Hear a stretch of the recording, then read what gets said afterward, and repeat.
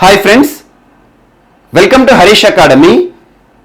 ఈరోజు వార్తల్లో నిలిచిన జాతీయ, అంతర్జాతీయ, రాష్ట్రీయ అంశాల గురించి, వార్తల్లో నిలిచిన వ్యక్తులు, అవార్డులు, పుస్తకాలు, మరి క్రీడా సంబంధిత సమాచారం ఒక్కొక్క అంశాన్ని వివరంగా తెలుసుకుందాం. ఈరోజు మన ఫస్ట్ టాపిక్ వచ్చేసి అస్సాం రాష్ట్రానికి సంబంధించిన అంశం. సో అస్సాం రాష్ట్ర సంస్కృతిలో భాగమైన ఒక ప్రత్యేక రైస్ వెరైటీ ఈరోజు వార్తల్లో నిలిచింది. బావోదాన్ వరి రకం ఇటీవల వార్తలు నిలిచింది. ఏ రాష్ట్రానికి సంబంధించింది అంటారు? సో అస్సాం రాష్ట్రానికి సంబంధించి. అండ్ ఇటీవల చాలా ప్రత్యేకతతో కూడిన వరి వెరైటీస్ చాలా వార్తలు నిలుస్తున్నాయి. ముఖ్యంగా చూడండి, అస్సాం రాష్ట్రం గురించి తరచూ మీకు రిపీట్ చేస్తున్నాను. స్వర్ణ సబ్ 1 అనే ఒక రైస్ వెరైటీ, ప్రత్యేకతతో కూడిన స్వర్ణ సబ్ 1 రైస్ వెరైటీ యొక్క ప్రత్యేకత ఏంటంటే ఇటీవల అస్సాం రాష్ట్రం తరచూ వరదల బారిన పడుతుంది. వరదల ఉధృతిని కూడా తట్టుకొని పెరిగే సామర్థ్యం ఉండే రైస్ వెరైటీ స్వర్ణ సబ్ 1. మరి ఇటీవల కేరళ రాష్ట్రానికి సంబంధించి పొక్కలి రైస్ కూడా తరచూ వార్తలు నిలిచింది. పొక్కలి రైస్ ప్రత్యేకత మనం చర్చించుకున్నాం ఆల్మోస్ట్ 4 months బ్యాక్. పొక్కలి వరి రకం ఏ రాష్ట్రానికి సంబంధించింది అంటారు? కేరళ. ఎందుకు ఇటీవల వార్తలు నిలిచింది అంటారు? సో వరదల బారిన పడిన వెస్ట్ బెంగాల్ రాష్ట్రము పొక్కలి రైస్ ని కేరళ రాష్ట్రం నుండి దిగుమతి చేస్తూ ఇటీవల వార్తలు నిలిచింది. అండ్ తెలంగాణ రాష్ట్రానికి సంబంధించి తెలంగాణ సోనా చాలా ప్రత్యేకతతో కూడిన వరి రకం. మరియు ఈశాన్య రాష్ట్రమైన మణిపూర్ రాష్ట్రానికి సంబంధించి చక్హౌ రైస్ చాలా ఇంపార్టెంట్. చక్హౌ రైస్ అన్న బ్లాక్ రైస్ అన్న ఒకటే. లాస్ట్ ఇయర్ 2020 సంవత్సరం జూన్ మాసంలో జాగ్రఫికల్ ఇండికేషన్ పొంది వార్తలు నిలిచింది. భౌగోళిక గుర్తింపు పొందిన వరి రకం చక్హౌ రైస్ ఏ రాష్ట్రానికి సంబంధించింది అంటారు? సో మణిపూర్ రాష్ట్రానికి సంబంధించి. అలా తరచూ వరికి సంబంధించి రైస్ లో వెరైటీస్, ప్రత్యేకంగా ఉన్న వరి వెరైటీస్ ఏవైతే ఉంటాయో వార్తలు నిలుస్తున్న వాటి గురించి ప్రత్యేకంగా చూడండి. ఈరోజు అలాంటి ప్రత్యేకతతో కూడింది అస్సాం సంస్కృతిలో భాగమైన బావోదన్ రైస్ వెరైటీ వార్తలు నిలిచింది. ఎందుకు వార్తలు నిలిచింది అంటే ఈ బావోదన్ రైస్ వెరైటీని, ఈ వరిని అమెరికాకు ఎక్స్పోర్ట్ చేస్తున్నామని చెప్పేసి భారత ప్రభుత్వం చేసిన ప్రకటన ఈరోజు వార్తల్లో నిలిచింది. సో అస్సాం రాష్ట్రానికి సంబంధించి బావోదాన్ రైస్ ని ఎక్కడికి ఎగుమతి చేయబోతున్నామంటే అమెరికాకి సంబంధించి. సో చాలా ఇంపార్టెంట్. అసలు బావోదాన్ రైస్ యొక్క ప్రత్యేకత ఏంటి అంటారు? దీన్ని రెడ్ రైస్ అంటారు. రెడ్ అంటే ఎరుపు బియ్యం అంటాము. బ్లాక్ రైస్ అంటే ఇందాక చెప్పాను మీకు చక్హౌ రైస్ మణిపూర్. సో ఇవి కన్ఫ్యూజ్ అవ్వద్దని చెప్పేసి ఇక్కడ అన్ని లింక్ చేస్తున్నాను. సో అలా రెడ్ రైస్ అంటారు. ఎందుకు ఈ బియ్యము రెడ్ కలర్ లో ఉంటుంది అంటారు? ఇందులో ఐరన్ కాంటెంట్ ఎక్కువగా ఉంటుంది. ఐరన్ కాంటెంట్ ఎక్కువగా ఉంటుంది. ఐరన్ రిచ్ రైస్ అని కూడా దీన్ని అనొచ్చు. సో ఐరన్ కాంటెంట్ అధిక మొత్తంలో ఉండే బావోదాన్ రైస్ యొక్క ప్రత్యేకత ఏంటంటే అస్సాం రాష్ట్ర ప్రజలు ఎవరైతే ఉంటారో, అస్సాం రాష్ట్రంలోని రైతులు ఎవరైతే ఉంటారో అసలు కెమికల్స్ యూజ్ చేయకుండా, ఎట్టి పరిస్థితుల్లో పురుగుల మందులు ఉంటాయి కదా, మనం వరి పండించాలంటే మన ప్రాంతాలు చూడండి పురుగుల మందు ఏదైతే ఉందో పెస్టిసైడ్ చల్లుతూ ఉంటాం. ఎలాంటి పెస్టిసైడ్ లేకుండా, ఎలాంటి కెమికల్స్ లేకుండా ఫుల్గా సేంద్రియ పద్ధతిలో పండించిన ఆర్గానిక్ రైసే బావోదాన్. ఈ ఆర్గానిక్ రైస్ వేటితో ఎక్కువగా ఉంటుంది? ఇందులో ఉండే కాన్సన్ట్రేషన్ ఏది ఎక్కువ ఉంటుంది? ఐరన్ కాన్సన్ట్రేషన్ ఎక్కువ ఉంటుంది. అందుకే ఐరన్ రైస్ అంటారు, లేదంటే రెడ్ రైస్ అంటాము. సో బావోదాన్ రైస్ ఇటీవల వార్తలు నిలిచింది. ఏ రాష్ట్రానికి సంబంధించింది అంటారు? అస్సాం రాష్ట్రానికి సంబంధించి. అస్సాం రాష్ట్ర ప్రజలు దీన్ని చాలా పవిత్రంగా చూసుకుంటారు. ఎందుకంటే వారి సంస్కృతిలో భాగమైన పండుగల సమయంలో కానివ్వండి, ఎవరైనా ఇంటికి అతిథులు వచ్చినప్పుడు ప్రత్యేకంగా ఉండాలని చెప్పేసి ఇలాంటి రైస్ ని వండుకొని వాళ్ళకి పెడతారు అన్నట్టు. సో అలా ప్రత్యేకతతో కూడిన బావోదాన్ రైస్ ఈరోజు వార్తలు నిలిచింది. ఖచ్చితంగా చూడండి. అండ్ ఇటీవల అస్సాం రాష్ట్రానికి సంబంధించి చాలా అంశాలు చూస్తున్నాం. లాస్ట్ టైం మనము అస్సాం రాష్ట్రానికి సంబంధించి ఒక జిల్లా పేరు చెప్పాను మీకు, సౌత్ సల్మాచా మాంకాచార్ అని చెప్పేసి. సౌత్ సల్మాచా మాంకాచార్ ఇటీవల వార్తలు నిలిచింది. ఏ రాష్ట్రంలోని జిల్లా అంటారు? అస్సాం రాష్ట్రంలోని జిల్లా. ఏ నది ఒడ్డున ఉంది అంటారు? బ్రహ్మపుత్ర నది ఒడ్డున ఉంది. సో ఈ రైస్ కూడా ఎక్కువగా బ్రహ్మపుత్ర నది పరివాహిక ప్రాంతాలు ఉంటాయి కదా, అక్కడ పండిస్తారు ఈ రైస్ ని. సో చాలా ప్రత్యేకం. అలా ఇటీవల అస్సాం రాష్ట్రానికి సంబంధించి సంస్కృతిలో భాగమైన అంశాలు. ఎగ్జాంపుల్ చూడండి, లాస్ట్ వీక్ మనకి మార్చి 1వ తేదీన 2వ విడత వ్యాక్సినేషన్ డ్రైవ్ ప్రారంభమైంది కదా. భారత ప్రధాని నరేంద్ర మోదీ గారు వ్యాక్సిన్ తీసుకున్నప్పుడు ఆ పైన కండువా ఒక స్కార్ఫ్ కప్పుకున్నారు. ఒక చూడండి మీరు, కలర్ స్కార్ఫ్ రెడ్ కలర్ లో ఉంటుంది. అదేంటి? అస్సాం రాష్ట్ర సంస్కృతిలో భాగం. గామ్చా క్లాత్, గామ్చా సో చాలా ఇంపార్టెంట్, ఇలాంటి మైక్రో ఇంపార్టెన్స్ ఉన్న మ్యాటర్స్ కూడా ఖచ్చితంగా చూడండి. ఎగ్జామ్లో ఏ మూల నుండి ఏ ప్రశ్న అడుగుతారో తెలియదు, ప్రతి ఒక్క ఇష్యూని కూడా మనం అలర్ట్గా ఉండాలి. ఈరోజు అస్సాం రాష్ట్రానికి సంబంధించి బావోదాన్ వరి రకం వార్తలు నిలిచింది. ప్రత్యేకతలన్నీ మనం చూసాము. ఎక్కడికి ఎక్స్పోర్ట్ సంబంధిత అంశంతో వార్తలు నిలిచింది, మనకు అమెరికా సంబంధిత అంశంతో వార్తలు నిలిచింది. అమెరికాలో ఎక్కువగా కూడా ఆర్గానిక్ ఫుడ్ వైపు కానివ్వండి, న్యూట్రిషియస్ ఫుడ్ వైపు ఎక్కువగా చూస్తారు. అందుకే మన ఇండియాకి సంబంధించి వాళ్ళే మనల్ని అడుగుతున్నారు. అందుకే ఎక్స్పోర్ట్ సంబంధిత అంశంతో ఈరోజు వార్తలు నిలిచింది. సో అలా పోక్కలి rice, Swarna సబ్బన్, Telangana Sona and మనకి మణిపూర్ చక్కవ్ లేదా బ్లాక్ రైస్, బావోదాన్ రైస్ ఇటీవల వార్తలు నిలిచిన ప్రత్యేక వరి రకాలు. వీటితో పాటు చాలా చూస్తున్నాం, అవన్నీ ఒకసారి చూడండి. అండ్ నెక్స్ట్, సో వరి గురించి చెప్పాను కాబట్టి ఫుడ్కి సంబంధించి ఫుడ్ వేస్ట్ రిపోర్ట్ ఇండెక్స్ ఈరోజు వార్తలు నిలిచింది.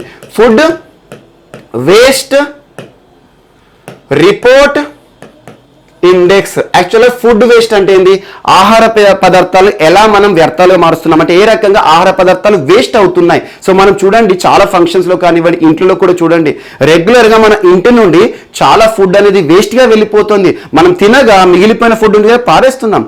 అలాంటి ఫుడ్ వేస్ట్కి సంబంధించి అసలు ఎంత ఫుడ్ వేస్ట్ అవుతుంది, ఎంత ఫుడ్ని మన చేతులతో మనం వేస్ట్ చేస్తున్నాం అని చెప్పేసి ఒక రిపోర్ట్ ఈరోజు వార్తలు నిలిచింది. ఆ రిపోర్ట్ పేరు ఫుడ్ వేస్ట్ రిపోర్ట్ అని గుర్తుంచుకోండి, 2021. ఈ రిపోర్ట్ని ఎవరు విడుదల చేశారు అంటారు. So UNEP, United Nations Environment Programme, United Nations Environment Programme. దీని యొక్క హెడ్ క్వార్టర్ ఇక్కడ నైరోబీ కేంద్రంగా పనిచేస్తుంది. సో నైరోబీ ఎక్కడ ఉంది, కెన్యా కేంద్రంగా. చాలా ఇంపార్టెంట్. ఇటీవల యుఎన్ఈపి తరచు వార్తలు ఇస్తుంది. ముఖ్యంగా భారతదేశంలోనే మొట్టమొదటి రాష్ట్రము బీహార్ రాష్ట్రం ఇటీవల యుఎన్ఈపి సంస్థతో ఒప్పందం కుదుర్చుకొని వార్తలు నిలిచింది. చాలా important. Exactly last 10 days back మనం చూసాం. ఒకసారి ఇష్యూ వచ్చింది కాబట్టి ఒకసారి గుర్తు చేసుకోండి. సో అలా యుఎన్ఈపి మరియు ర్యాప్ అనే సంస్థతో కలిసి సహకారంతో కలిసి ఈ రిపోర్ట్ ని రిలీజ్ చేసింది.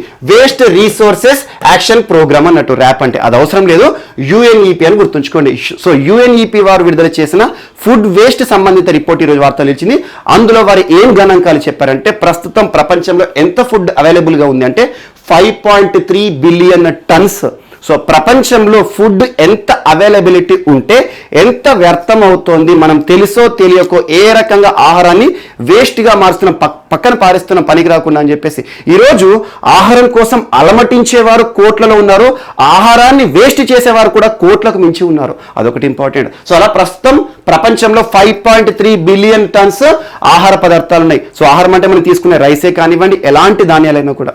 అండ్ నెక్స్ట్, ఎంత ఫుడ్ వేస్ట్ అవుతోంది. సో ఫుడ్ వేస్ట్ అంటే మనం తీసుకునే ఆహారం అది ఏ రూపంలో కానివ్వండి, ముఖ్యంగా పాశ్చాత్య దేశాల్లో మనకు బర్గర్ లాంటి అంశాలు కానివ్వండి, మన ఇండియాలో కూడా చూడండి మనకు డైవర్సిటీ ఉంది. సో రకరకాల వైవిధ్యం ఉంది. ఒక్కొక్క రాష్ట్రంలో ఒక్కొక్క స్టేపుల్ ఫుడ్ ఉంటుంది. మన తెలుగు ప్రాంతాల్లో మనం రైస్ తింటాము, అదే మహారాష్ట్రకి వెళ్తే చపాతీ తింటారు, పంజాబ్కి వెళ్తే మనకు గోధుమ ఎక్కువ ఉంటుంది, వాళ్ళు గోధుమ తింటారు. ఏ ఫుడ్ అయినా తీసుకోండి, అన్ని ఫుడ్ కలిపి నేను చెప్తున్నాను. సో అలా ప్రస్తుతం ఫుడ్ ఎంత వేస్ట్ అవుతోంది అంటే 931 million tons. So 931 million tons out of మనకి 5.3 బిలియన్ టన్స్ ఫుడ్ అవైలబుల్ ఉంటే అంత ఫుడ్లోకి వెళ్ళి ఇంత ఫుడ్ వేస్ట్ అవుతుందంట. దాదాపు టోటల్ అవైలబుల్ ఫుడ్లో ఇది ఎంత కాన్సన్ట్రేషన్ అంటే 17%. కేవలం 83% ఏదైతే ఫుడ్ ఉంటుందో అది మాత్రం మనం తీసుకున్నాం, మిగతా ఫుడ్ అంతా కూడా వేస్ట్గా మనం వదిలేస్తున్నాం. అదొకటి ఇంపార్టెంట్. అండ్ దాంతో పాటు ఇక్కడ మనకు కొన్ని అంశాలు చెప్పారు. ప్రపంచంలో వర్స్ట్ దేశాలు ఏంటి అంటే అత్యంత కడహీన పరిస్థితి అంటే ఏంటంటే ఫుడ్ను వేస్ట్కి కారణమవుతున్న దేశాల విషయానికి వస్తే ఏ దేశం ఫస్ట్ ప్లేస్లో ఉంది అంటే అత్యధిక ఫుడ్ వేస్ట్ జరుగుతున్న దేశం ఏది అనొచ్చు. ఈ రిపోర్ట్లో ఏం చెప్పారంటే నైజీరియా. సో నైజీరియా దేశంలో పర్ క్యాపిటా అంటే ఒక వ్యక్తి సరాసరి ఎంత ఫుడ్ని వేస్ట్ చేస్తున్నారు. So country and KG per capita per year. So ఒక్క వ్యక్తి ఒక సంవత్సరంలో ఎంత ఫుడ్ని వేస్ట్ చేస్తున్నాడు అనే విషయాన్ని చూస్తే ప్రపంచంలో నైజీరియా నెంబర్ 1 ప్లేస్లో ఉంది. ఎంత ఫుడ్ వేస్ట్ అవుతుందట 189. అంటే నైజీరియా దేశంలోని ప్రజలందరినీ తీసుకుంటే ఏమవుతుంది, ఒక్కొక్క వ్యక్తి సగటున సరాసరి యావరేజ్గా కొంతమంది ఎక్కువ చేయొచ్చు, కొంతమంది తక్కువ చేయొచ్చు. సో అలా ఒక వ్యక్తి సగటున ఒక సంవత్సరానికి 189 కిలోల ఫుడ్ని వేస్ట్ చేస్తున్నాడు. So per capital per food అన్నట్టు. సో అలా ఒక వ్యక్తి తను తీసుకునే ఫుడ్ పోను వేస్ట్ కారణమవుతున్నాడు. అలా నైజీరియా దేశంలో ప్రతి వ్యక్తి సగటున ఇంత వేస్ట్ చేస్తున్నాడంట. And next Rwanda 164. సో 189 మనకు నైజీరియా, రువాండా వచ్చేసి 164. గ్రీస్. సో చాలా విషయాలు గ్రీస్ అద్భుతమైన అంశాలతో వారు తెలుస్తుంది. అలాంటి గ్రీస్ దేశంలో కూడా ఆహార వ్యర్థం అవుతోంది. అలాంటిది 142. బహ్రెయిన్ 132. మాల్టా 129. అండ్ నెక్స్ట్ కొన్ని ఇంపార్టెంట్ మన చుట్టుపక్కల ఉండే గల్ఫ్ దేశాలు కానివ్వండి, అక్కడ చూస్తే ఎలా ఉంది అంటే Israel 100 kgs per person per year అన్నట్టు. And next UAE 95, South Korea 71, China 64, Russia 33. And next so ఇక్కడ ఇండియా విషయం ఏంటి, G7 దేశాల్లో ఏ రకంగా ఫుడ్ వ్యర్థంగా మారుతుందో చూద్దాం. సో G7 దేశాలు మనం తరచూ G7 గురించి చర్చిస్తూ ఉంటాము. సో G7 దేశాలు ఏంటి అంటారు, ఇక్కడ మరొకసారి చూడండి. France, Canada, UK, Germany, Italy, Japan, USA, ఇవి G7 దేశాలు అంటారు, గ్రూప్ ఆఫ్ 7. సో అందులో అత్యధికంగా ఫ్రాన్స్ దేశంలో G7 దేశాల్లో అత్యధికంగా ఆహారం వ్యర్థంగా ఎక్కడ అవుతుంది అంటే ఫ్రాన్స్ దేశంలో అవుతుంది. ఎంత అంటే 85 kgs per year per person. ఒక పర్సన్ ప్రతి సంవత్సరం కూడా 85 కిలోల ఆహారము వ్యర్థంగా మారుస్తున్నాడు, అసలు పనికి రాకుండా చేస్తున్నాడు అన్నట్టు. And next Canada 79, UK 77, Germany 75, Italy 67, Japan 64, USA 59. ఇవి G7 దేశాలకి సంబంధించి. అండ్ మన సౌత్ ఏషియా, మన దక్షిణ ఆసియా ప్రాంతాల్లోని దేశాల గురించి చూద్దాం. అంటే ఇండియా ఇక్కడ వస్తుంది మనకి. సో దక్షిణాసియా దేశాల్లోనే అత్యధికంగా ఫుడ్ వేస్ట్ అవుతున్న దేశం ఏది అంటే ఆఫ్ఘనిస్తాన్. ఇవన్నీ వీటిలో గుర్తుంచుకోండి. అందుకని ఇక్కడ దాదాపు 82 kgs per person per year. ఒక సంవత్సరంలో ఆఫ్ఘనిస్తాన్ దేశంలోని ప్రతి పౌరుడు కూడా సరాసరి ఎంత ఫుడ్ వేస్ట్ చేస్తున్నాడు అంటే 82 కిలోలు.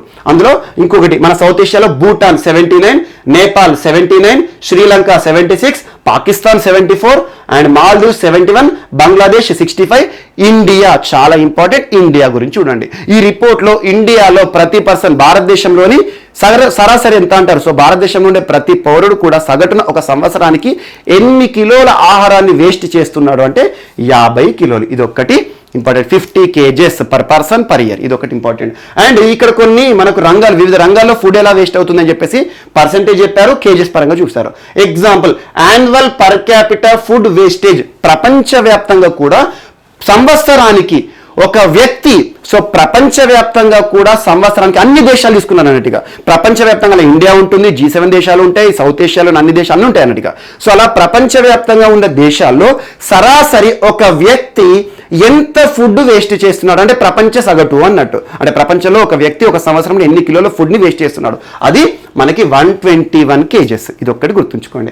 అండ్ ఇక్కడ వివిధ రంగాల కింద చేశారు. హౌస్ హోల్డ్, ఇంటి నుండి ఎంత ఫుడ్ వేస్ట్ అవుతుంది per person per year in the world. ఇంటి రంగం అంటే మనం ఇంట్లో తినేసే పారేస్తాం కదా, అలాంటి ఫుడ్. ఇంటి రంగంలో ఎంత అంటే మనకు 74 kgs.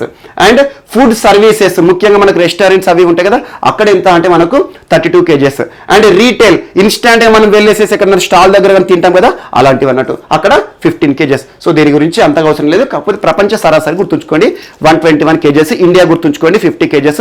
అత్యధికంగా ఏ దేశం అని గుర్తుంచుకోండి, నైజీరియా.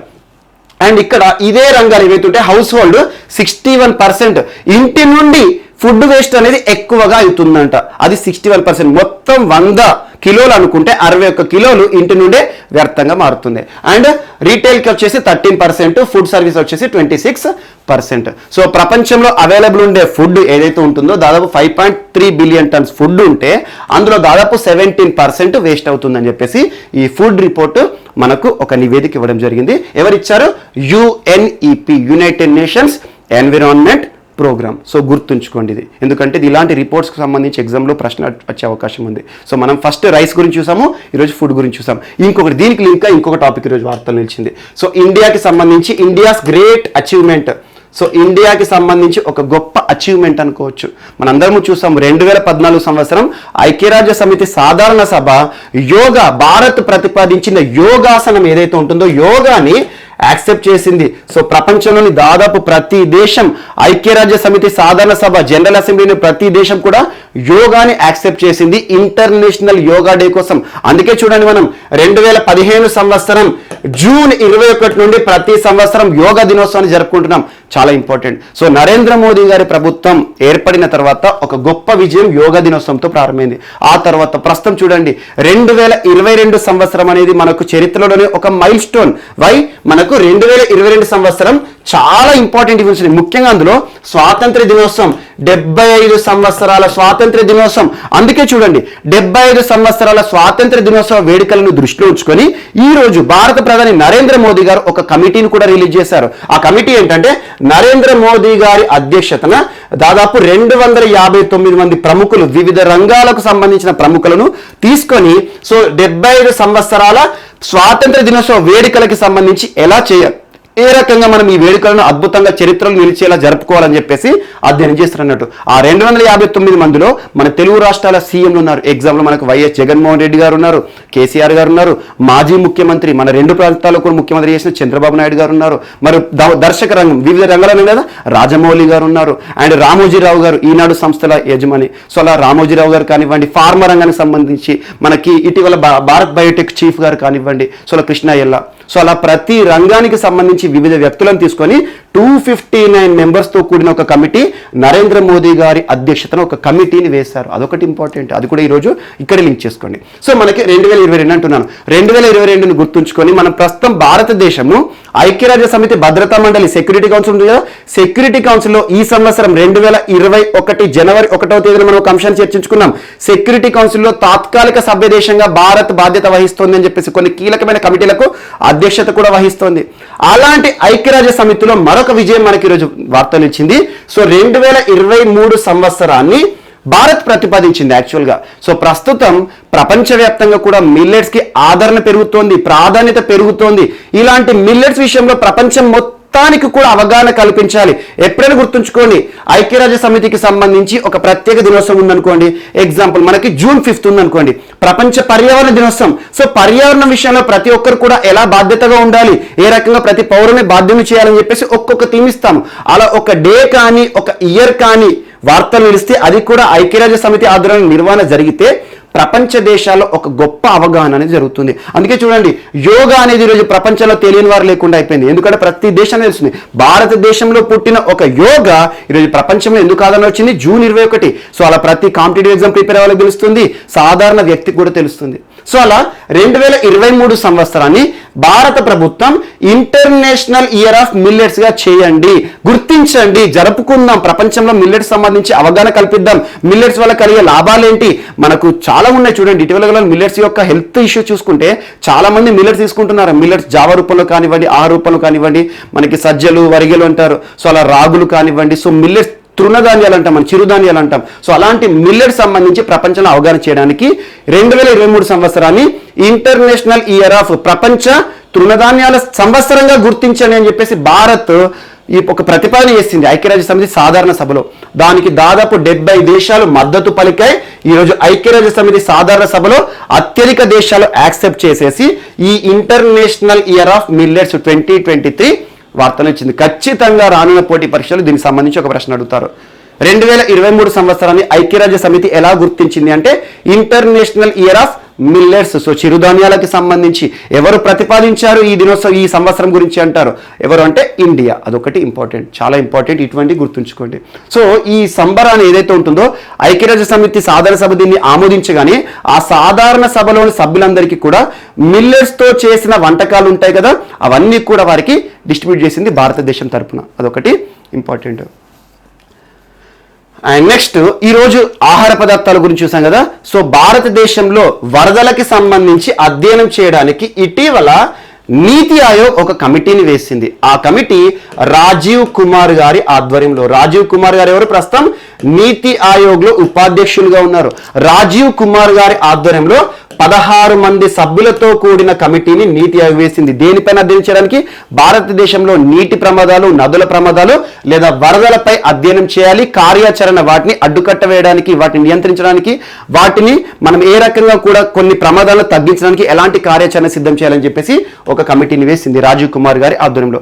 ఈ కమిటీ ఒక రిపోర్ట్ ఇవ్వడం జరిగింది ఈరోజు. సో ఈ కమిటీ ఏం అధ్యయనం చేసిందంటే భారతదేశంలో 1953 సంవత్సరం నుండి 2018 సంవత్సరం వరకు దేశం మొత్తాన్ని కూడా అంటే దేశం మొత్తం అన్ని ప్రాంతాల పైన అధ్యయనం చేశారు. ఏ కమిటీ? ఈ కమిటీ.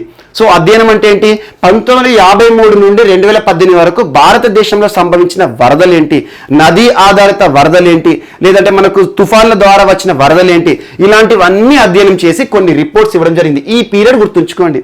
సో దాదాపు 1953 నుండి 2018 ఈ సంవత్సరాల మధ్య దేశంలో సంభవించిన వరద విపత్తులు, ముఖ్యంగా ఆ వరదలు ఏదైనా కానివ్వండి, నదుల ద్వారా కానివ్వండి, లేకపోతే ఓవర్ఫ్లో కానివ్వండి, డ్యామ్ కట్టలు తెగి కానివ్వండి, సో తుఫాన్ల ద్వారా వచ్చినాయని కానివ్వండి, సునామీ ద్వారా వచ్చినాయి కానివ్వండి, అన్ని రకాల వరదలను కన్సిడర్ చేశారు.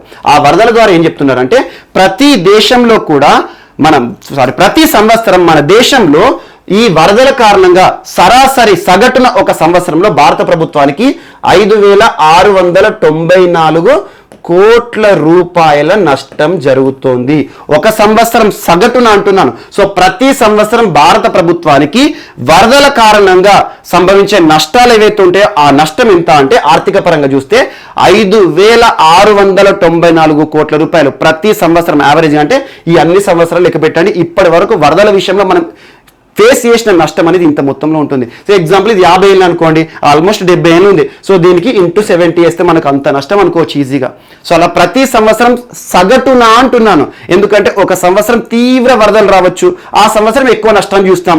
ఒక సంవత్సరం తక్కువ వరదలు రావచ్చు, ఆ సంవత్సరం 1000 కోట్ల నష్టమే చూడొచ్చు. సో అలా ఈ పీరియడ్ మొత్తాన్ని కూడా సగటున చూస్తే ప్రతి సంవత్సరం భారతదేశంలో సగటున వరదల ద్వారా జరిగే ఆర్థిక నష్టం ఎంత అంటే ఇంత అని చెప్పారు. అండ్ భారతదేశంలో దాదాపు కొన్ని భూమి ప్రాంతాలు ముఖ్యంగా 7.14 సో 7.17 లేదా 7 మిలియన్ హెక్టార్లను గుర్తుంచుకోండి. 7 మిలియన్ హెక్టార్ల భూమి భారతదేశంలో వరద ప్రమాదాలకు పొంచి ఉంది. ప్రతి సంవత్సరం ఆ ప్రాంతాల్లో వరదలు సంభవిస్తున్నాయి. 7 మిలియన్ హెక్టార్లు. ఈ రిపోర్ట్ ఏం చెప్పింది? భారతదేశంలో దాదాపు 7 మిలియన్ హెక్టార్ల భూమి వరదల ప్రమాదంతో పొంచి ఉంది, తరచూ వరదల బారిన పడుతున్నాయి. ఎగ్జాంపుల్ చూడండి, మనకు ఇటీవల అస్సాం రాష్ట్రం కాజీరంగా నేషనల్ పార్క్ దాదాపు 80% మునిగిపోయింది. అండ్ వెస్ట్ బెంగాల్లో తీవ్ర వరదలు సంభవించాయి. అందుకే కదా వాళ్ళు పొక్కలి రైస్ని ఇంపోర్ట్ చేస్తున్నారు కేరళ నుండి. సో ఇవన్నీ కూడా లింక్ చేసుకోండి ఇక్కడ. సో అలా భారతదేశంలో తీర ప్రాంతాలు ఏవైతే ఉంటాయి, తీర ప్రాంతాలు కూడా చాలా వరదలు వస్తూనే ఉంటాయి. ముఖ్యంగా భారతదేశంలో గుజరాత్, మహారాష్ట్ర, గోవా, కర్ణాటక, కేరళ, తమిళనాడు, ఆంధ్రప్రదేశ్, ఒరిస్సా, వెస్ట్ బెంగాల్ ఈ రాష్ట్రాల్లో వరదలు సంభవిస్తూ ఉంటాయి. సో సముద్ర బొడ్డున ఉన్నాయి కాబట్టి. సో అలా వరదల బారిన భారతదేశంలో ఎంత భూమి ప్రమాదంతో ఉంది అంటే 7.1 మిలియన్ హెక్టార్లు. అందులో పంట భూమి ఎంత ఉంది? ఈ 7 మిలియన్ హెక్టార్ల భూమిలో పంట భూమి వరదల బారిన ప్రమాదంతో ఎంత కొట్టుమిట్టాడుతుంది అంటే 3.94 మిలియన్ హెక్టార్లు. ఇది గుర్తుంచుకోండి. సో 3.94 మిలియన్ హెక్టార్లు out of 7 million. So 7 million అంటే అన్ని ప్రాంతాలు వస్తాయి. సో అక్కడ పంట భూములు ఉన్నా లేకున్నా, లేదంటే అర్బన్ ప్రాంతాలు ఏవైనా సరే. సో అందులో పంట భూములు ఎక్స్క్లూజివ్గా 3.94 మిలియన్ హెక్టార్లు ప్రమాదం బారిన పొంచి ఉన్నాయి, తరచూ ప్రమాదాన్ని ఫేస్ చేస్తూనే ఉన్నాయి దేశంలో వరదల కారణంగా. అండ్ ఇక్కడ దాదాపు ఈ ప్రాంతంలో 7 మిలియన్ హెక్టార్లో 12 లక్షల నివాస ప్రాంతాలు ఉన్నాయి. అంటే 12 లక్షల కుటుంబాలు నివసిస్తున్నాయి అన్నట్టు. సో దేశంలో ఇంత భూమి వరదల బారిన ప్రమాదంతో కొట్టుమిట్టాడుతోంది. ఎప్పుడు ఆ ప్రాంతాల్లో వరదలు వచ్చే తెలియదు. ఈ ప్రాంతంలో ఎక్కువగా ఈ కాలంలో ఎక్కువగా ఈ ప్రాంతాల్లోనే వరదలు సంభవించాయి. అందులో కూడా కొన్ని ఏరియాస్ హైలైట్ చేశారు. ఆ ఏరియాస్ గురించి మనకు అవసరం లేదు, ఈ ఫిగర్స్ మాత్రం గుర్తుంచుకోండి. ఇందులో 3.94 మిలియన్ హెక్టార్లేమో పంట భూమితో ఉంది. సో ఎప్పుడు పంట కొట్టుకుపోతుందో లేదు. అందుకే చూడండి, అస్సాంలో పంట మొత్తం కొట్టుకపోతే స్వర్ణ సబ్బని పండిస్తున్నారు. సో వరదలు వచ్చినా కూడా నీళ్లు పోతే తర్వాత పంట మిగులుతుందని చెప్పేసి. ఆ తర్వాత ఈ వరద సంభవించే ప్రాంతాల్లో దాదాపు 12 లక్షల భారతీయ కుటుంబాలు నివసిస్తున్నాయి. అంటే అన్ని ఇండ్లు ఉన్నాయి. ఇవంతా ఒక రిపోర్ట్ని ఈరోజు రాజీవ్ కుమార్ గారు, నీతి ఆయోగ్ ఉపాధ్యక్షులు గారు విడుదల చేసిన నివేదిక ఆధారంగా. ఈ టైం చూసుకోండి, 1953 to 2018. అండ్ నెక్స్ట్, సో ఎంత సగటున ప్రతి సంవత్సరం దేశంలో వరదల కారణంగా ఎంత నష్టాన్ని భారత ప్రభుత్వం చూస్తోంది అంటే 5,694 కోట్ల రూపాయలు. ఇదొకటి ఇంపార్టెంట్. అండ్ నెక్స్ట్, దేశంలోనే మొట్టమొదటి డాల్ఫిన్ రీసెర్చ్ సెంటర్ ఈరోజు వార్తలో నిలిచింది. డాల్ఫిన్ రీసెర్చ్ సెంటర్ అంటున్నాను. ఒక్కటి గుర్తుంచుకోండి, ప్రపంచంలోనే దాదాపు 50% డాల్ఫిన్స్ మన భారతదేశంలోని బీహార్ పరిసర ప్రాంతాల్లో ఉంటాయి. సో బీహార్ చాలా ఇంపార్టెంట్ డాల్ఫిన్ పరంగా. మనం అందరం చూస్తూ ఉంటాం. డాల్ఫిన్ని ప్రస్తుతం భారత ప్రభుత్వం ఆక్వాటిక్ ఎనిమల్ గా గుర్తించింది. భారత ప్రభుత్వం నేషనల్ ఆక్వాటిక్ ఎనిమల్ ఏంటంటే మనకు డాల్ఫిన్. దీని యొక్క సైంటిఫిక్ నేమ్ వచ్చేసి ప్లాటినిస్టా గ్యాంజెటికా. ఇటీవల డాల్ఫిన్స్ సంబంధించి సెన్సస్ కూడా మనం చర్చించుకున్నాం లాస్ట్ 3 months బ్యాక్. సో ప్లాటినిస్టా గ్యాంజెటికా అంటున్నాను, గంగా నదిలో ఉండేది డాల్ఫిన్. సో అలాంటి డాల్ఫిన్స్ కి సంబంధించి దేశంలోనే ఇప్పటి వరకు ఒక రీసెర్చ్ సెంటర్ కూడా లేదు. దేశానికి సంబంధించి ఒక జాతీయ గుర్తింపు ఉన్న చిహ్నం, జాతీయ చిహ్నాలు ఉంటాయి మనకు, జాతీయ చెట్టు అని చెప్పేసి, జాతీయ పుష్పం అని చెప్పేసి, జాతీయ జంతువు అని చెప్పేసి. అలాంటిది నీటి జంతువు, జాతీయ నీటి జంతువు అయిన డాల్ఫిన్స్ పైన అధ్యయనం చేయడానికి ఇప్పటి వరకు ఒక్క డాల్ఫిన్ రీసెర్చ్ సెంటర్ కూడా లేదు. అలాంటిది దేశంలోనే మొట్టమొదటిసారి బీహార్ రాష్ట్రంలోని పాట్నా యూనివర్సిటీ, సో పాట్నా సిటీలోని పాట్నా యూనివర్సిటీ ప్రాంగణంలో భారత ప్రభుత్వం మొట్టమొదటిసారి డాల్ఫిన్ రీసెర్చ్ సెంటర్ని ఏర్పాటు చేయబోతున్నాము అని చెప్పేసి నిర్మాణ పనులు కూడా ప్రారంభించింది. ఇక్కడ ఒక్కటే ఒక బిట్ గుర్తుంచుకోండి, దేశంలోనే మొట్టమొదటి డాల్ఫిన్ రీసెర్చ్ సెంటర్ ఎక్కడ ఏర్పాటు కానుంది, అవుతోంది, నిర్మాణ పనులు జరుగుతున్నాయంటే పాట్నా. పాట్నా ఎట్లా గుర్తుంచుకుంటారు? బీహార్ రాష్ట్రం. బీహార్ ఎలా గుర్తుంచుకుంటారు? ప్రపంచంలోనే డాల్ఫిన్ కాన్సన్ట్రేషన్ చూస్తే, లేదంటే భారతదేశంలో డాల్ఫిన్ కాన్సన్ట్రేషన్ చూస్తే 50% బీహార్లోనే కేంద్రీకృతమై ఉన్నాయి. సో అలాంటి బీహార్ దేశంలోని మొత్తం డాల్ఫిన్ కాన్సన్ట్రేషన్లో ఆల్మోస్ట్ మోర్ దాన్ 50%. సో ఆ గంగా నది ప్రాంతంలో ఎక్కువగా డాల్ఫిన్స్ ఉంటాయి. ప్రపంచ పరంగా చూసుకున్నా కూడా బీహార్ రాష్ట్రం డాల్ఫిన్ పరంగా ప్రముఖ స్థానంతో ఉంది. సో ఇది ఒకటి ఇంపార్టెంట్. అంటే బీహార్ అంటే రాష్ట్రంలో ఉండవు, ఆ చుట్టుపక్కల ఉండే గంగా నది పరివాహిక ప్రాంతం కదా మనకి బీహార్.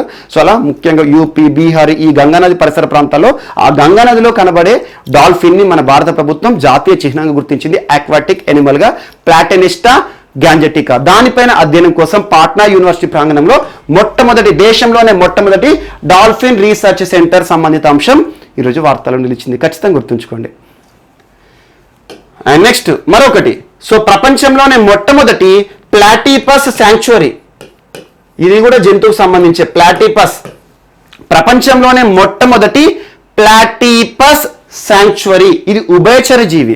ముఖ్యంగా ఏంటంటే అటు నేలపైన ఉంటుంది, అటు నీటిలో కూడా ఉంటుంది. ప్లాటిపస్, మీరు ప్లాటిపస్ అని చూస్తే చాలా ఇమేజెస్ కూడా వస్తాయి, క్యూట్గా ఉంటాయి. వాస్తవంగా ఏంటంటే చిన్నగా మనకు స్కిన్ వచ్చేసి ర్యాట్ లాగానే ఉంటుంది, బట్ జంతువు వచ్చేసి చాలా దానికి మౌత్ కానివ్వండి అది డిఫరెంట్. సో ప్లాటిపస్ ఏదైతే ఉంటుందో ఆస్ట్రేలియా చాలా ఇంపార్టెంట్, ఆస్ట్రేలియా పరంగా ఆస్ట్రేలియాలో ప్లాటిపస్ ఎక్కువ ఉంటాయి. అలాంటిది ఈ ప్లాటిపస్లు అనేవి అక్కడక్కడ కనబడుతూ ఉంటాయి వివిధ దేశాల్లో. ప్లాటిపస్ సంబంధించి ఇప్పటివరకు ప్రపంచంలో ఎలాంటి సాంక్చురీ, ఒక వన్యప్రాణి సంరక్షణ కేంద్రం ఎక్స్క్లూజివ్గా వీటి కోసం లేదు. అలాంటిది ప్రపంచంలోనే మొట్టమొదటి ప్లాటిపస్ శాంక్చురీ సంబంధిత అంశంతో ఆస్ట్రేలియా ఈరోజు వార్తల్లో నిలిచింది. ఆస్ట్రేలియా చాలా ఇంపార్టెంట్, గుర్తుంచుకోండి. ప్రపంచంలోనే మొట్టమొదటి platypus sanctuary, world's first platypus అనే జీవికి సంబంధించి ఒక శాంక్చురీ, ఒక వన్యప్రాణి సంరక్షణ కేంద్రం ఎక్కడ ఏర్పాటు అవుతుంది, ఏ దేశంలో అంటే ఆస్ట్రేలియా. ఎక్కడ అంటే సిడ్నీ సిటీ ఏదైతే ఉంటుందో సిడ్నీకి దాదాపు 391 కిలోమీటర్ల దూరంలో ఈ ప్లాటిపస్ శాంక్చురీని ఏర్పాటు చేస్తోంది ఆస్ట్రేలియా ప్రభుత్వం. ఇది ఒకటి గుర్తుంచుకోండి. ఇక్కడ రెండు గుర్తుంచుకోండి, డాల్ఫిన్ రీసెర్చ్ సెంటర్, దేశంలోనే మొట్టమొదటి dolphin research centre Bihar Patna, ప్రపంచంలోనే మొట్టమొదటి ప్లాటిపస్ శాంక్చురీ, ప్లాటిపస్ సంరక్షణ కేంద్రము ఆస్ట్రేలియా సిడ్నీ అని గుర్తుంచుకోండి. అండ్ నెక్స్ట్ ఈరోజు ఒడిషా ప్రభుత్వం ఇక్రిసాట్ సంస్థకి మధ్య కుదిరిన ఒప్పందం వార్తలు నిలిచింది. ICRISAT, international crop research institute for the semi arid tropics. So ICRISAT ప్రధాన కార్యాలయం వచ్చేసి మన హైదరాబాద్, చాలా ఇంపార్టెంట్. సో అలా ఇక్రిసాట్ సంస్థకి ఒడిషా ప్రభుత్వానికి మధ్య కుదిరిన ఒప్పందం ముఖ్యంగా దేనికోసం అంటే ఒడిషా రాష్ట్రంలోని 12 జిల్లాల్లో వ్యవసాయ అభివృద్ధి కార్యక్రమాలు చేపట్టాలి. ఈ 12 జిల్లాలు కూడా ఎక్కువగా ట్రైబల్ పీపుల్ నివసించే ప్రాంతాలు. ఇటీవల కాలంలో మీకు తరచూ చెప్తున్నాను, ఒడిషా రాష్ట్రం అంటేనే ట్రైబల్ సంబంధిత అంశంతో తరచూ వార్తలు నిలుస్తోంది. ముఖ్యంగా చూడండి, నిన్నటి క్లాస్లో కూడా మనం చర్చించుకున్నాం, ఆకాంక్ష అనే ఒక ప్రత్యేక హాస్టల్స్ ఎస్సీలకు ఎస్టీల కోసం ఏర్పాటు చేస్తోంది ఒడిషా రాష్ట్రం అని చెప్పేసి పైలట్ ప్రాజెక్ట్ కింద 3 ప్రాంతాలు మనం చూసాము. మరియు ఇటీవల ట్రైబల్ కాంప్లెక్సెస్ సంబంధిత అంశంతో ఒడిషా రాష్ట్రం వార్తలు ఇచ్చింది. అంటే ఎస్టీ విద్యార్థుల కోసం ఎక్స్క్లూజివ్గా వసతి మరియు వారికి సంబంధించి అక్కడ టోటల్ అకామిడేషన్, విద్య అన్ని ప్లే గ్రౌండ్స్ కల్పిస్తున్నారు. మరి ఇటీవల tribal cooperatives in agriculture sector అన్నాను. Tribal cooperatives in agriculture sector అంటే వ్యవసాయంలో సహకార వ్యవసాయం చేస్తున్నారు ఒడిషా రాష్ట్రంలో ట్రైబల్ పీపుల్ కూడా. అలా ట్రైబల్ పరంగా చూస్తే ఒడిషా రాష్ట్రంలో సంతాలు కానివ్వండి చాలా మంది ట్రైబల్ పీపుల్ ఉంటారు తెగలకు సంబంధించి. అలా భారతదేశంలో తెగలకి సంబంధించి గణనీయ స్థాయిలో తెగలు ఉండేవి, తెగల రకాలు ఉండేవి మనకు ఒడిషా రాష్ట్రం. అందులో కూడా పర్టికులర్లీ వల్నరబుల్ ట్రైబల్ గ్రూప్స్ దాదాపు 10కి పైగా ఒడిషా రాష్ట్రంలో నివసిస్తున్నారు. అంటే 10 తెగలకు పైగా అంతరించిపోతున్న తెగలు ఏవైతే ఉంటాయో వాటిని మనం పర్టికులర్లీ వల్నరబుల్ ట్రైబల్ గ్రూప్స్ అంటాం. సో అలాంటివన్నీ చూడండి. సో అలా 12 జిల్లాలు ఏవైతే ఉంటాయో ఒడిషా రాష్ట్రంలో ట్రైబల్ పీపుల్ ఎక్కువగా ఉండే జిల్లాలు ఏవైతే ఉంటాయో ఆ జిల్లాల్లో ఇక్రిసాట్ వారికి కావాల్సిన సాంకేతిక సహాయాన్ని ప్రొవైడ్ చేస్తుంది. సాంకేతిక సహాయం ఏముంటుంది అగ్రికల్చర్లో? సో పంట విధానం గురించి కానివ్వండి, సాయిల్ టెస్టింగ్ చేయడం కానివ్వండి, ఏ సాయిల్ ఏ పంటకు సూటబుల్ అవుతుంది, సో ఇలాంటివన్నీ కూడా ట్రైబల్ పీపుల్ అందరికీ కూడా వారికి ప్రత్యేక వ్యవసాయ శిక్షణ కార్యక్రమాలు నిర్వహిస్తుంది ఈ క్రిసాట్. ఇందుకోసం ఏ రాష్ట్ర ప్రభుత్వం ఒప్పందం కుదుర్చుకుంది? ఒడిషా రాష్ట్ర ప్రభుత్వం. సో ఒడిషా రాష్ట్రానికి సంబంధించి మరొక అంశం ఈరోజు వార్తలు నిలిచింది. అండ్ ఇంకొక టాపిక్ కూడా ఇప్పుడు మనం చర్చించుకోవాలి ఒడిషాకు సంబంధించి. సో ఈ క్రిసాట్ ఒడిషా ఒప్పందం ఏంటి? దాదాపు రాష్ట్రంలోని 12 జిల్లాలు ఏవైతే ఉంటాయో, ఎక్కడైతే particularly vulnerable tribal groups and tribal groups నివసించే ప్రాంతాలు ఉంటాయో అక్కడ ఈ క్రిసాట్ వ్యవసాయ శిక్షణ కేంద్రాలను నిర్వహిస్తుంది. అండ్ నెక్స్ట్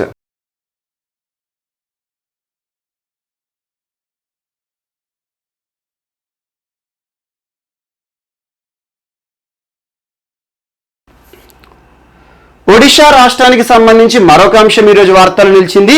సో ఒడిషా రాష్ట్ర ప్రభుత్వానికి మరియు ప్రపంచంలోనే ఒక దిగ్గజ స్టీల్ సంస్థ, ప్రముఖ స్టీల్ సంస్థ, ప్రపంచవ్యాప్తంగా గుర్తింపు పొందిన స్టీల్ సంస్థ అయిన Arcelor Mittal Nippon steel. So ఈ సంస్థ పేరు గుర్తుంచుకోండి, చాలా ఇంపార్టెంట్.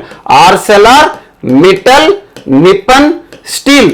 ఈ సంస్థ అధినేత లక్ష్మీ మిట్టల్ గారు నిన్నటి క్లాస్లో తనకు సంబంధించిన ఒక విషయాన్ని మనం చర్చించుకున్నాం. ఎక్స్క్లూజివ్గా తన గురించి కాదు, నిన్న ఒక టాపిక్ మనం చర్చించుకున్నాం. అదేంటి?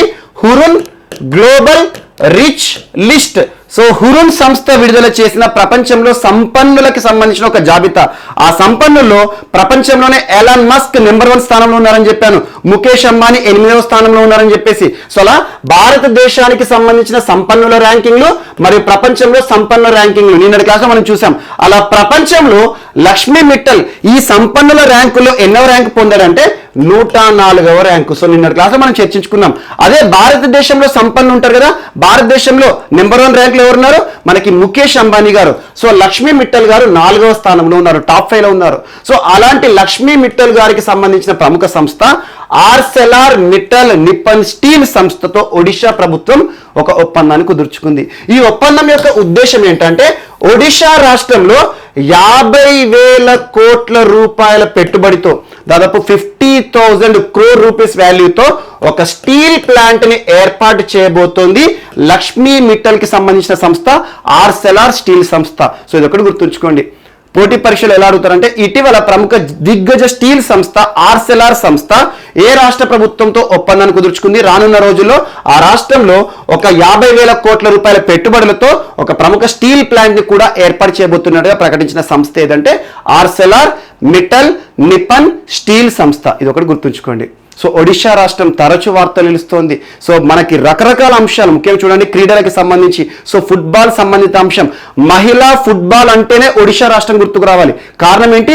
రానున్న అండర్-17 వరల్డ్ కప్ ఫుట్బాల్ మ్యాచ్ నిర్వహణ ఒడిషా రాష్ట్రంలో జరుగుతోంది.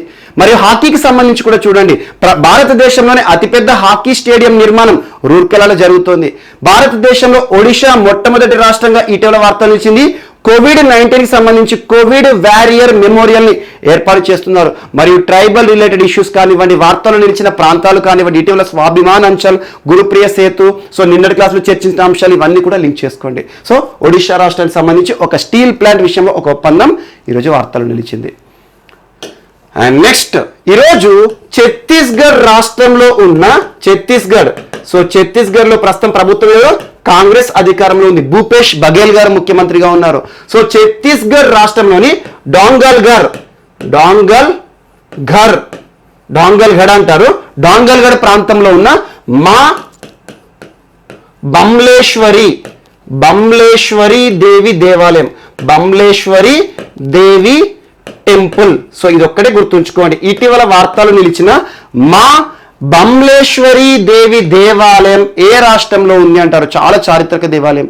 ఇటీవల భారత ప్రభుత్వం ministry of culture and tourism ఆధ్వర్యంలో పురాతన కట్టడాలు, దేవాలయాలు కానివ్వండి, ప్రాంతాలు కానివ్వండి సంరక్షిస్తోంది. ముఖ్యంగా ఒక ప్రతిష్టాత్మక కార్యక్రమాన్ని గుర్తుంచుకోండి. 2014-2015 సంవత్సరంలో మినిస్ట్రీ ఆఫ్ టూరిజం మంత్రిత్వ శాఖ ఆధ్వర్యంలో ఒక ప్రతిష్టాత్మక కార్యక్రమం ప్రసాద్ ప్రోగ్రామ్ యొక్క ఉద్దేశం ఏంటంటే ఇందులో చూడండి.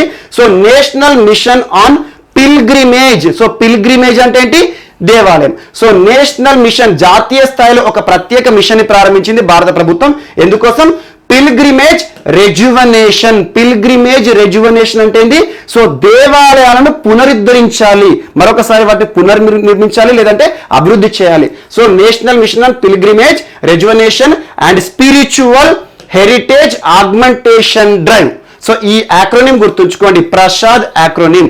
So pilgrimage rejuvenation and spiritual heritage augmentation drive లో భాగంగా కేంద్ర ప్రభుత్వం 2014-2015 సంవత్సరం నరేంద్ర మోదీ గారి ప్రభుత్వం మినిస్ట్రీ ఆఫ్ టూరిజం లో భాగంగా ఏవైతే పురాతన దేవాలయాలు ఉంటాయో, స్పిరిచువల్ ఆధ్యాత్మిక కేంద్రాలు ఉంటాయో, వాటన్నిటిని కూడా పునరుద్ధరించాలి, పునర్జీవనం ఇవ్వాలని చెప్పేసి ఒక ప్రత్యేక కార్యక్రమం ప్రారంభించింది.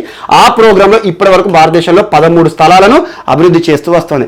ఈ రోజు ప్రసాద్ ప్రోగ్రామ్ లో భాగంగా ఛత్తీస్గఢ్ రాష్ట్రంలోని ఒక పురాతన దేవాలయం మా బంబ్లేశ్వరి దేవాలయాన్ని ఎంచుకోవడం జరిగింది. భారత ప్రభుత్వం రానున్న రోజుల్లో దీన్ని మరింత అభివృద్ధి చేస్తుంది. పర్యాటక పరంగా ఇంటిగ్రేటెడ్ డెవలప్మెంట్ చేయబోతోంది. ఇంటిగ్రేటెడ్ డెవలప్మెంట్ ఏంటి? సో ఈ ప్రాంతాన్ని భక్తులు చేరుకోవడానికి రైల్వే సౌకర్యాలను అభివృద్ధి చేయడం కానివ్వండి, రవాణా సౌకర్యాలు, సో బస్సుల ద్వారా కానివ్వండి, పర్సనల్ వెహికల్స్ ద్వారా కానివ్వండి, అవసరమైతే ఎయిర్పోర్ట్స్ కూడా మనకి ఉడాన్ ప్రోగ్రామ్ ఉడే దేశ్ కా ఆమ్ నాగరిక్ లో భాగంగా రీజనల్ కనెక్టివిటీని పెంచాలి. రీజనల్ కనెక్టివిటీ అంటేనే సో మనకి ఏవైతే దేశంలోని విత్ ఇన్ ద స్టేట్స్ లో ప్రాంతాలు ఉంటాయి కదా, ఒక ప్రాంతాన్ని మరొక ప్రాంతాన్ని వైమానికంగా కలపాలి. సో అలా ఉడాన్ ప్రోగ్రామ్ లో అభివృద్ధి కార్యక్రమాలు కానివ్వండి, అలా ప్రసాద్ ప్రోగ్రామ్ లో ఈ రోజు అభివృద్ధి కార్యక్రమాలతో వార్తలు ఇచ్చిన దేవాలయం ఏదంటే మా బంబ్లేశ్వరి దేవి దేవాలయం, ఛత్తీస్గఢ్ రాష్ట్రంలోని డోంగాల్గఢ్ ప్రాంతంలో ఉన్న ఒక పురాతన దేవాలయం. సో నేరుగా గుర్తుంచుకోండి సరిపోతుంది. దీనికి సంబంధించిన చరిత్ర అవన్నీ అవసరం లేదు, స్థల పురాణాలు ఇవన్నీ కూడా మనకి ఎగ్జామ్లో అడగరు.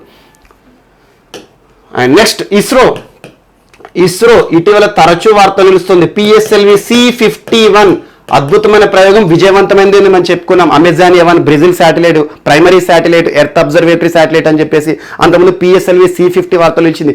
అండ్ ఇస్రో చీఫ్ శివన్ గారు తరచూ వార్తలు నిలుస్తున్నారు. ఇస్రో చీఫ్ శివన్ గారి పదవీ కాలం ఒక 1 year పొడిగించింది ఇటీవల కేంద్ర ప్రభుత్వం. మరియు ఇస్రో చేయబోతున్న నెక్స్ట్ ప్రయోగం గురించి మనం చూసాము. అలా ఇస్రోకి సంబంధించి ఇటీవల ఏర్పాటు చేయబడిన నూతన కేంద్రాలు కానివ్వండి, ఇటీవల ఇస్రో సంస్థ కుదుర్చుకున్న ఒప్పందాలు, ఎగ్జాంపుల్ ఇస్రోకి మనకి స్కై రూట్ ఏరోస్పేస్ స్టార్టప్ సంస్థ, అంతరిక్ష పరిశోధనలు చేస్తున్న హైదరాబాద్ కేంద్రంగా పనిచేస్తున్న స్టార్టప్ సంస్థ స్కై రూట్ ఏరోస్పేస్ సంస్థ మధ్య కుదిరిన ఒప్పందం కానివ్వండి, మరియు ఇస్రోకి మరియు మనకి మ్యాప్ మై ఇండియా అనే సంస్థ భారతదేశంలో డిజిటల్ మ్యాప్లను నిర్వహించే సంస్థ మ్యాప్ మై ఇండియా ఇస్రో భారతదేశంలో స్వదేశీ మ్యాప్లను అభివృద్ధి చేయడంలో ఒప్పందం కానివ్వండి, వీటి గురించి ఖచ్చితంగా చూడండి. ఈ రోజు ఇస్రోకి మరియు ఇటలీ దేశానికి మధ్య కుదిరిన ఒప్పందం వార్తలు. సో ఇస్రో అంటే ఏంటి? భారత అంతరిక్ష పరిశోధన కేంద్రం. అంటే మనకి ఇండియన్ స్పేస్ రీసెర్చ్ ఆర్గనైజేషన్ కి ఇటలీ స్పేస్ రీసెర్చ్ ఆర్గనైజేషన్ కి మధ్య కుదిరిన ఒప్పందం ఈరోజు ప్రముఖంగా వార్తలు నిలిచింది. ఈ ఒప్పందం యొక్క ఉద్దేశం ఏంటంటే రానున్న రోజుల్లో భూ పర్యవేక్షణ, ఎర్త్ అబ్జర్వేషన్ విషయంలో కానివ్వండి, అండ్ శాటిలైట్ డెవలప్మెంట్స్ కానివ్వండి, లాంచింగ్ సంబంధిత అంశాలు కానివ్వండి, ఇవి 3 ఇంపార్టెంట్ అంతరిక్ష పరిశోధనకు సంబంధించి. ఒకటేమో ఎర్త్ అబ్జర్వేటరీ శాటిలైట్ అభివృద్ధిలో ఇరు దేశాలు కూడా పరస్పరం టెక్నాలజీ సహకారం ఇచ్చుకోవడం. సెకండ్, సో రానున్న శాటిలైట్స్ ఏవైతే ఉంటాయో ఇటలీకి సంబంధించిన శాటిలైట్లను మన భారతదేశం తరపున ముఖ్యంగా ఇస్రో లాంచ్ చేయడంలో కుదిరిన ఒప్పందం కానివ్వండి. మరియు దాంతో పాటు ఇటీవల లాంచింగ్ ప్యాడ్ సంబంధించి ప్రతి దేశంలో కూడా లాంచింగ్ ప్యాడ్స్ లేవు, గుర్తుంచుకోండి. లాంచింగ్ ప్యాడ్ అంటే ఎక్కడి నుండి అయితే మనం రాకెట్ ప్రయోగం చేస్తామో, మన భారతదేశంలో ఇప్పటి వరకు అయితే నెల్లూరులోని శ్రీహరికోట మాత్రమే ఇంపార్టెంట్. ఎందుకంటే ఒక లాంచ్ ప్యాడ్ ఏర్పాటు చేయాలంటే జాగ్రఫికల్ గా కూడా ఇంపార్టెన్స్ ఉంటుంది. అన్ని ప్రాంతాల్లో లాంచ్ ప్యాడ్ ఏర్పాటు చేయలేం, అన్ని ప్రాంతాల నుండి ఈ రాకెట్ ప్రయోగాలు చేయలేం. సో అలా భూమధ్య రేఖకు దగ్గరగా ఉండాలి, సీషోర్ ఉండాలని చాలా ఉంటాయి. అందుకే ఇటీవల చూడండి ఇస్రో కులశేఖరపట్నం, తూత్తుకుడి జిల్లాలోని కులశేఖరపట్నంలో 2వ లాంచ్ ప్యాడ్ కోసం ప్రస్తుతం సర్వే చేస్తున్నారు. సో లాంచ్ ప్యాడ్ సరిపోవట్లేదు, అక్కడ ఇంకొక లాంచ్ ప్యాడ్ ఉన్నదని చెప్పేసి. సో అలా ఇటలీకి సంబంధించిన శాటిలైట్లను లాంచ్ చేయడం, అలా ఇటలీకి మరియు భారత్కి మధ్య కుదిరిన ఒప్పందం అనుకోవచ్చు. సో ఇస్రోకి మరియు ఇటలీ స్పేస్ ఏజెన్సీకి మధ్య కుదిరిన ఒప్పందం ఈరోజు వార్తలు ఇచ్చింది. శాటిలైట్ల అభివృద్ధిలో టెక్నాలజీ సాయము, మరియు ఎర్త్ అబ్జర్వేటరీ శాటిలైట్ లేదా భూ పర్యవేక్షణకు సంబంధించిన అంశాలు, మరియు లాంచింగ్ ప్యాడ్ సంబంధిత అంశాల విషయంలో ఒప్పందం ఈరోజు వార్తలు నిలిచింది. అండ్ ఈరోజు ఎస్వాటిని దేశం వార్తలు నిలిచింది. ఎస్వాటిని ఇటీవల ఎస్వాటిని దేశం ఒక చిన్న దేశం అని చెప్పాను. ఎస్వాటిని దేశానికి ప్రస్తుత ప్రధాని ఈ కరోనా విపత్కర పరిస్థితుల కాలంలో ఎస్వాటిని ప్రధాని కన్ను మూశారు. ఆంబ్రోస్ డ్లమిని పేరు గుర్తుంచుకోండి. Ambrose Dlamini DLA Ambrose Dlamini. So Eswatini గురించి ఇటీవల తరచు మనం చర్చించుకుంటున్నాం. ఆంబ్రోస్ లెమిని ఎస్వాతిని ప్రధాని సో ఇటీవల కరోనా విపత్కర పరిస్థితుల కాలంలో కరోనా బారిన పడి మరణించారు. సో అప్పుడు ఎస్వాతిని గురించి మనం చర్చించుకున్నాం. ఎస్వాతిని అన్న స్వాజిలాండ్ అన్న ఒకటే.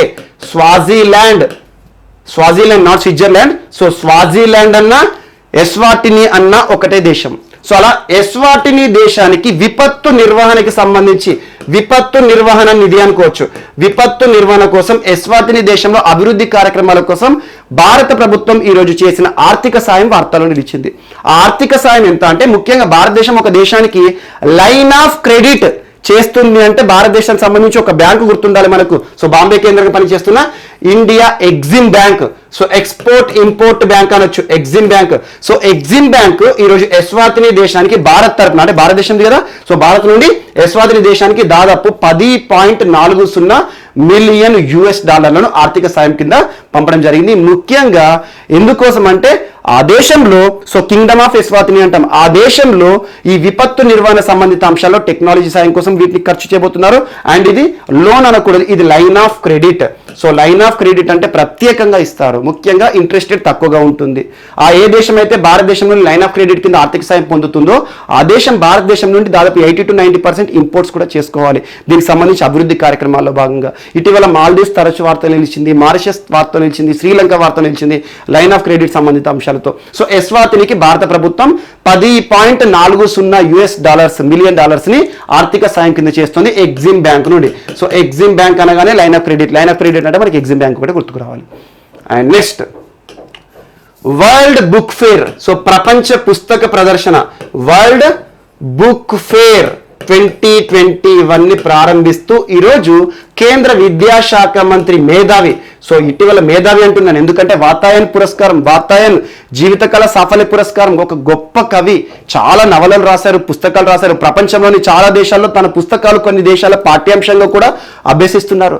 అలాంటి గొప్ప వ్యక్తి రమేష్ పోఖ్రియాల్ నిశాంక్.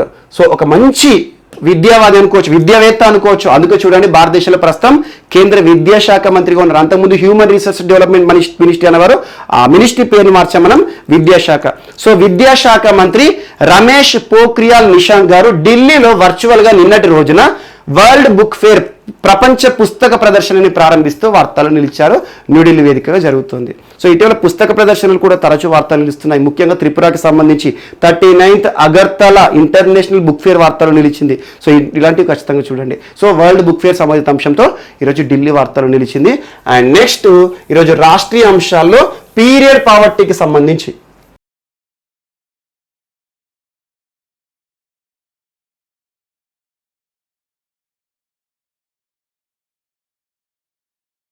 సరే మన నెక్స్ట్ టాపిక్ వచ్చేసి రాష్ట్రీయ అంశాలు.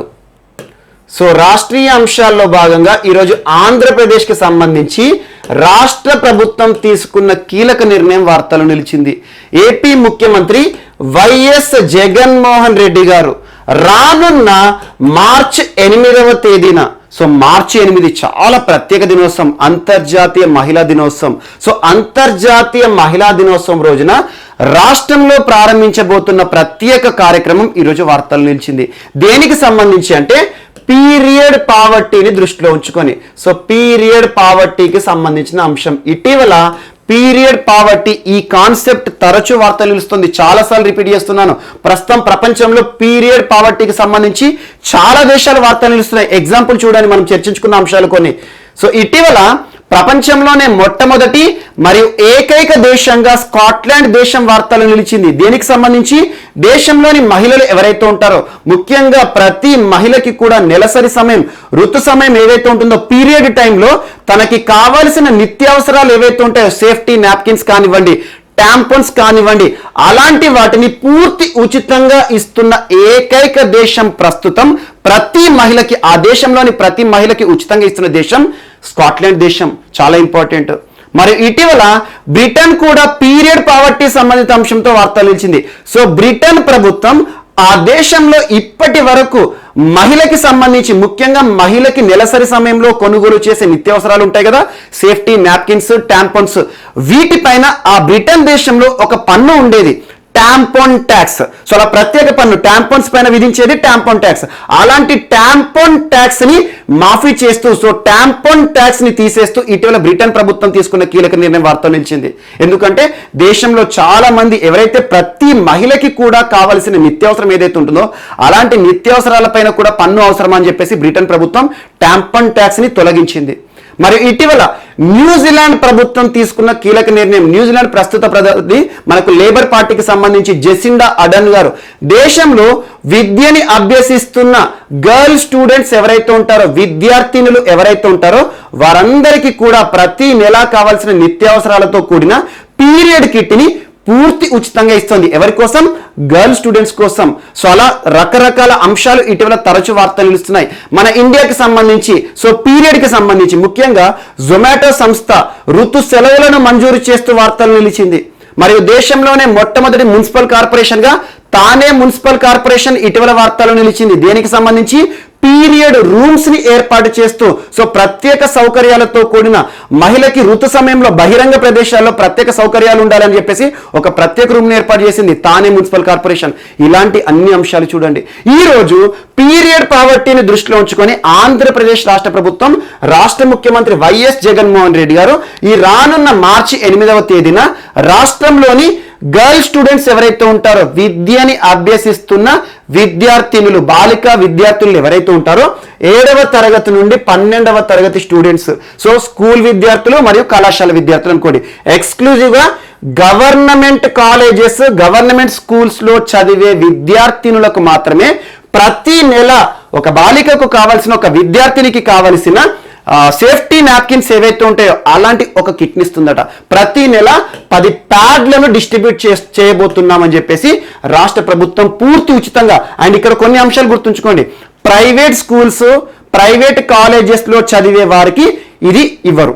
కేవలం రాష్ట్రంలోని ఎవరైతే ప్రభుత్వ పాఠశాలలో, ప్రభుత్వ కళాశాలలో చదువుతారో, అంటే ఆటోమేటిక్ ఏంటి, పాపం బిలో పావర్టీ లైన్ లో ఉన్నారేమో అని చెప్పేసి, సో అలా ప్రభుత్వం నుండి ఇచ్చే బెనిఫిట్స్ అన్ని కూడా ప్రభుత్వానికి సంబంధించి ప్రభుత్వ పాఠశాలలోనూ మరియు ప్రభుత్వ కళాశాలలో విద్యను అభ్యసించే విద్యార్థినులకు ఎక్స్క్లూజివ్ గా ప్రతి నెల 10 ప్యాడ్లతో కూడిన ఒక కిట్ ని ఉచితంగా ఇవ్వబోతున్నాము అని చెప్పేసి దీన్ని ఏ రోజున ప్రారంభిస్తారట?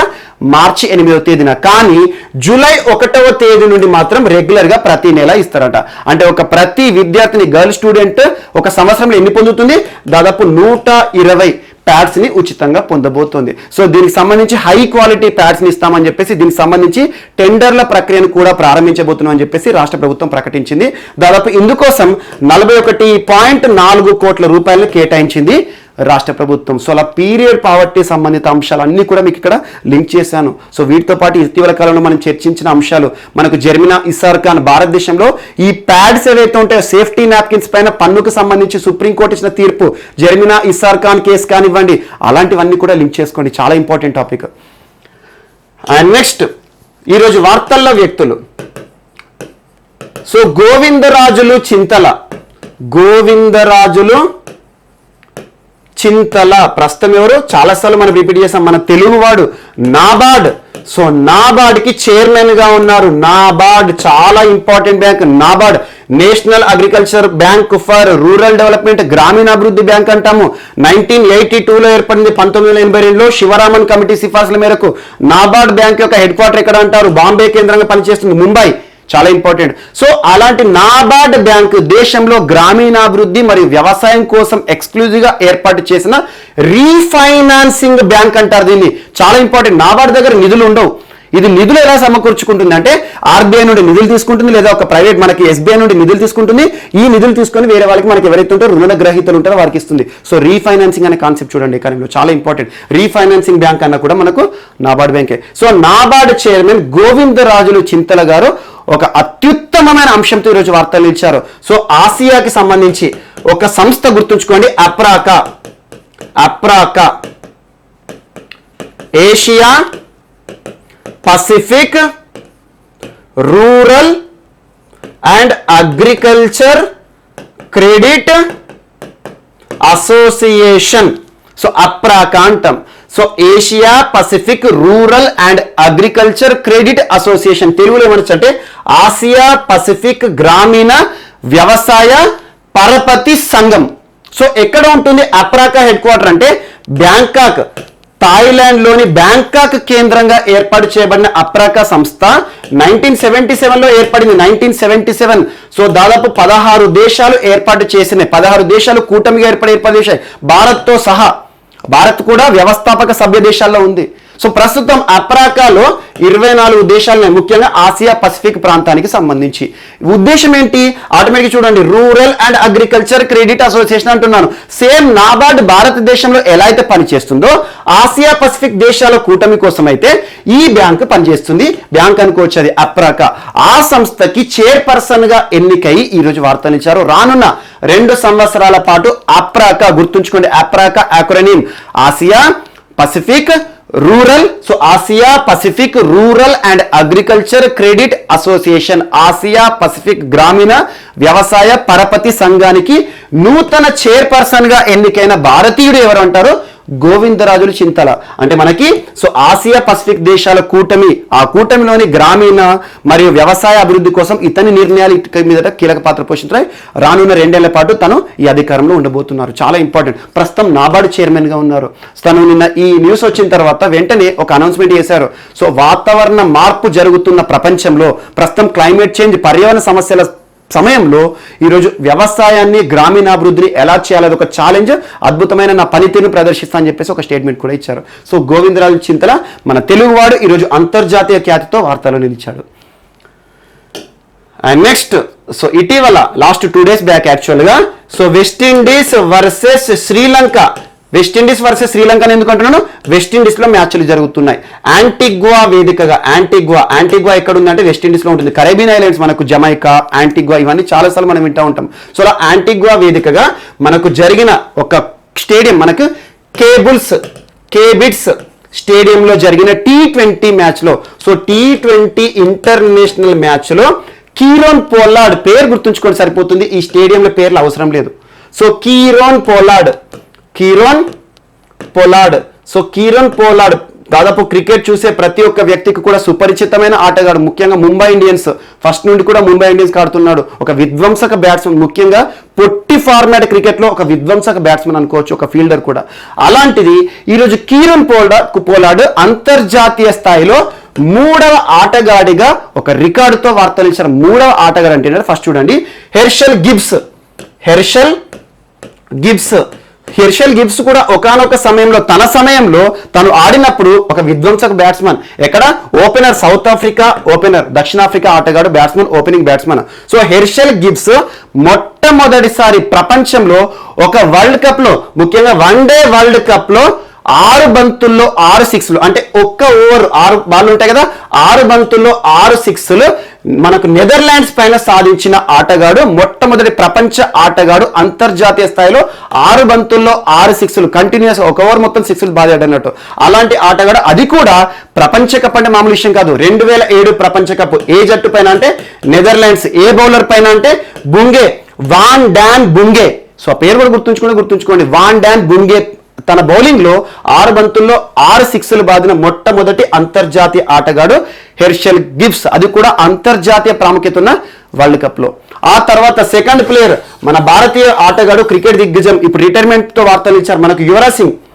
So Yuvraj Singh 2007 inaugural ICC T20 world cup లో 6 బంతుల్లో 6 సిక్స్లు, అంటే ఒక ఓవర్లో 6 సిక్స్లు కొట్టిన ఆటగాడిగా భారత ఆటగాడు యువరాజ్ సింగ్, ఆల్రౌండర్ వార్తలు ఇచ్చారు. ఎవరిపైన అంటే ఇంగ్లాండ్ పైన. బౌలర్ పేరు స్టూవర్ట్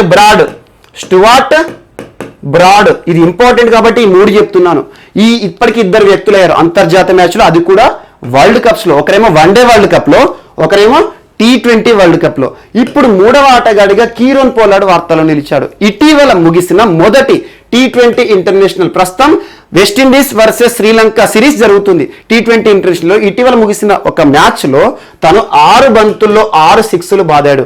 ఆ బౌలర్ పేరు కూడా అఖిల ధనంజయ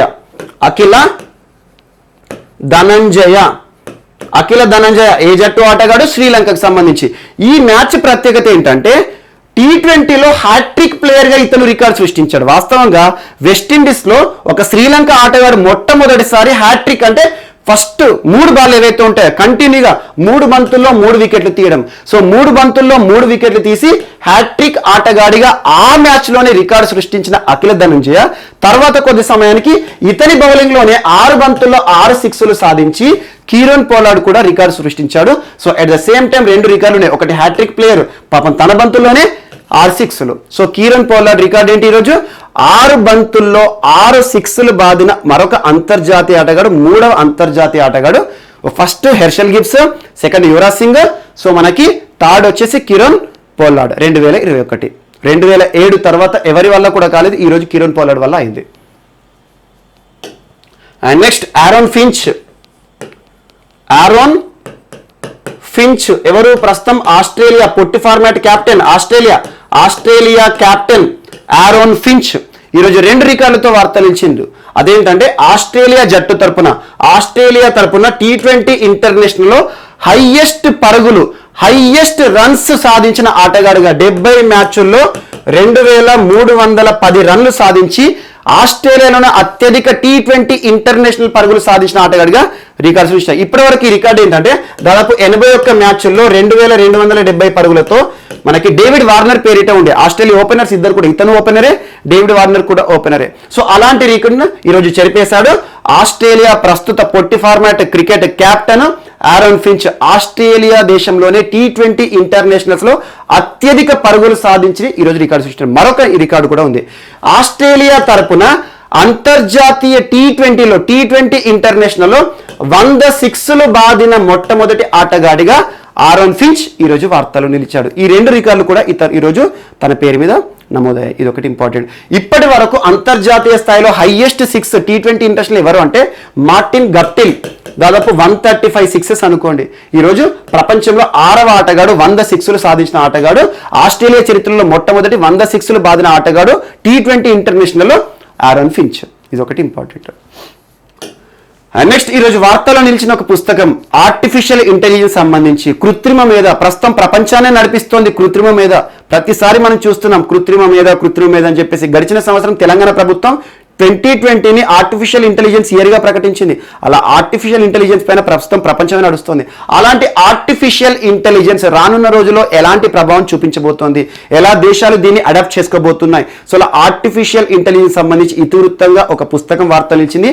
ఆ పుస్తకం పేరు artificial intelligence and the future of power. రానున్న రోజుల్లో ఎలా ఒక శక్తిగా మారబోతోంది కృత్రిమ మేధ అనే అంశాన్ని తీసుకొని ఒక పుస్తకం రచించిన పర్సన్ పేరు ఏంటంటే Rajiv Malhotra famous author and physicist.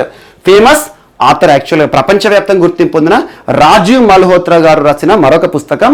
So artificial intelligence, కృత్రిమ మీద, ఫ్యూచర్ ఆఫ్ పవర్, రానున్న భవిష్యత్తులో ఒక శక్తి, 5 బ్యాటిల్ గ్రౌండ్స్ అనే టైటిల్. ఇది ఏంటంటే ఒక టైటిల్ మనకి కింద ట్యాగ్ లైన్ అన్నట్టు.